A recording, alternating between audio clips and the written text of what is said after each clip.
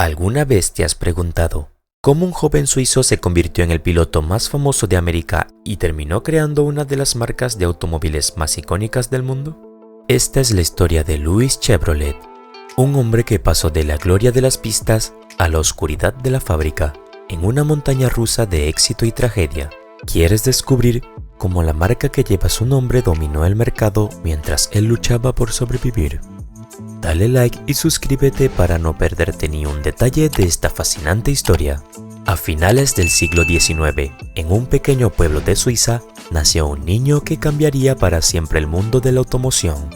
Louis Chevrolet vino al mundo un 25 de diciembre de 1878 en La Caux-de-Fonds, una localidad enclavada en las montañas del Jura.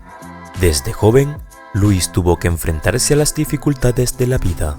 Su familia, compuesta por 7 hermanos, no gozaba de una situación económica acomodada, y su padre Joseph Chevrolet trabajaba en la industria relojera, un oficio que apenas les permitía sobrevivir.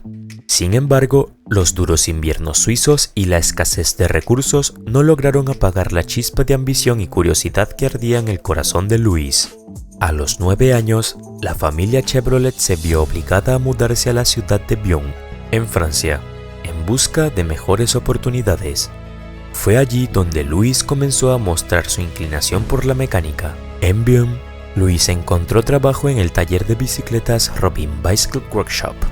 Era apenas un niño de 11 años, pero su entusiasmo y habilidad innata para entender el funcionamiento de las máquinas lo destacaron rápidamente.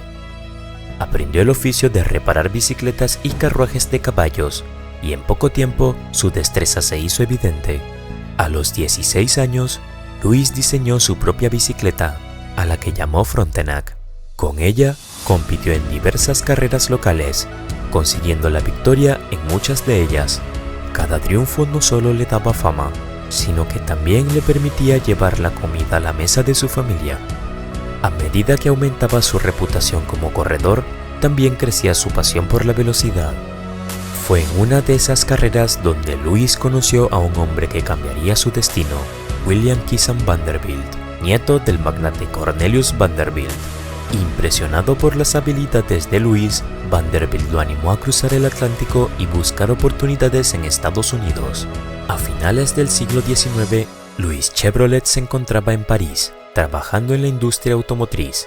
Había logrado diseñar otra bicicleta, a la que llamó Gladiador, y su talento no pasó desapercibido. Fue contratado por la fábrica de automóviles de Dion-Bouton, una de las más importantes de Francia en aquel entonces.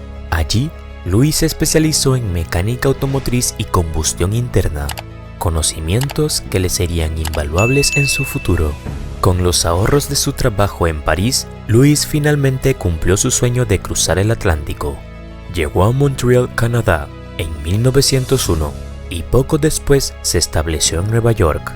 En la Gran Manzana, Louis encontró trabajo en la sucursal estadounidense de The Dion-Bouton, aunque ésta cerraría sus puertas poco después. Sin desanimarse, Louis continuó trabajando en diversos talleres y como chofer, perfeccionando sus habilidades y ahorrando dinero para traer a su familia a Estados Unidos.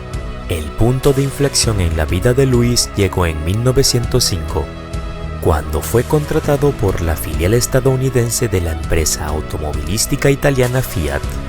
Esta oportunidad le permitió combinar su amor por la velocidad con su talento mecánico, ya que fue seleccionado para unirse al equipo de carreras de la compañía.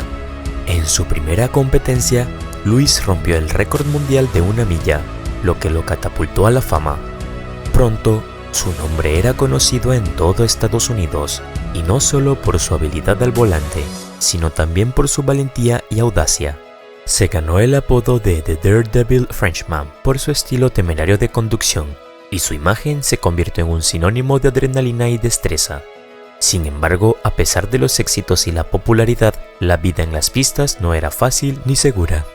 Los automóviles de carreras de principios del siglo XX eran bestias indomables, y manejar uno de ellos requería más que solo habilidades de conducción. Los pilotos necesitaban fuerza física para controlar los volantes rígidos y los vehículos sin amortiguadores adecuados.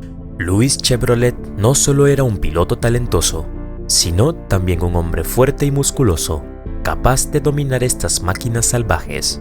Su experiencia como mecánico le permitía entender a fondo los autos que conducía, lo que le daba una ventaja sobre sus competidores. Además de los peligros, Lewis continuó compitiendo y ganando carreras. Fue durante este tiempo que conoció a John Walter Christie, un ingeniero e inventor que lo invitó a trabajar en su fábrica en Filadelfia. Allí, Lewis desarrolló un nuevo tipo de coches de carrera con tracción delantera, una innovación adelantada a su tiempo.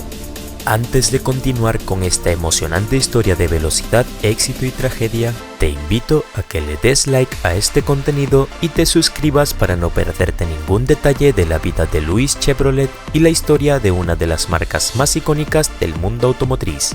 A medida que avanzaba su carrera, las habilidades de Lewis Chevrolet llamaron la atención de William Durant, un astuto empresario que había cofundado General Motors. Durant, quien había sido removido de su posición en General Motors debido a problemas financieros, vio en Lewis una oportunidad para regresar al mercado automotriz con fuerza. En 1911, Durant convenció a Lewis y a su hermano Arthur para que se unieran a él en la fundación de una nueva empresa de automóviles. Chevrolet Motor Company nació de esta alianza, con Lewis y su hermano centrados en el diseño de los vehículos mientras Durant se encargaba de la comercialización. El primer automóvil de la compañía fue el Classic Six, un elegante vehículo de 6 cilindros que rápidamente capturó la atención del público. El Classic Six fue un reflejo del talento de Lewis para el diseño y la ingeniería. Equipado con un motor de 4.8 litros, podía alcanzar velocidades de hasta 65 millas por hora, una hazaña impresionante para la época.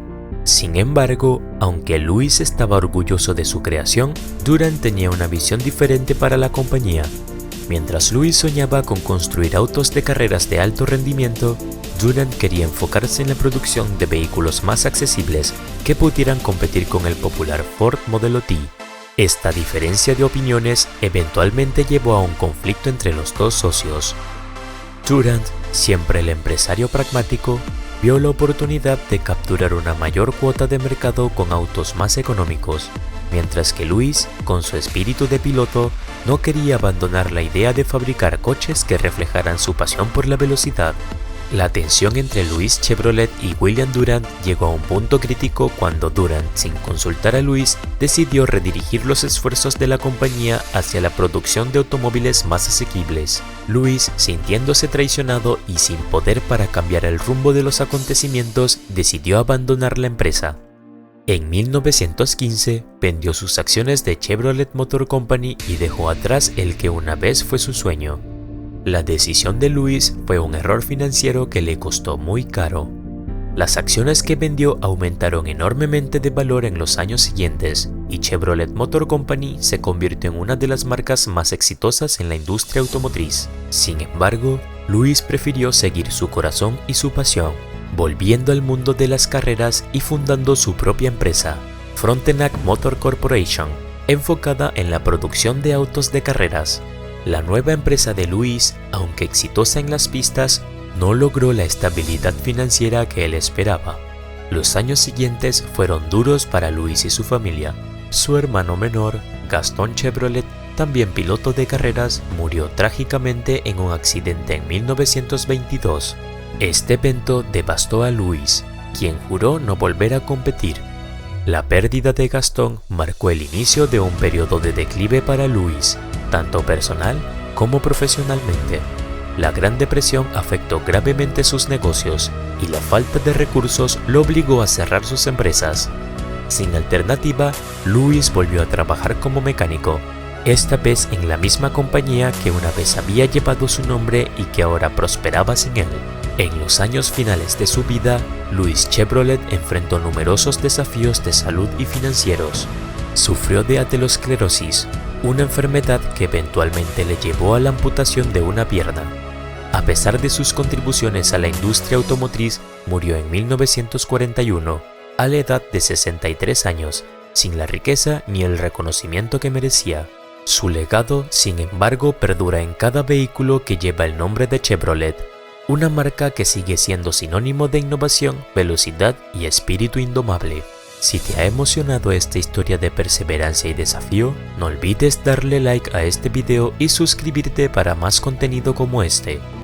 Deja tu comentario, queremos conocer tu opinión y seguir explorando juntos las fascinantes historias del mundo automotriz.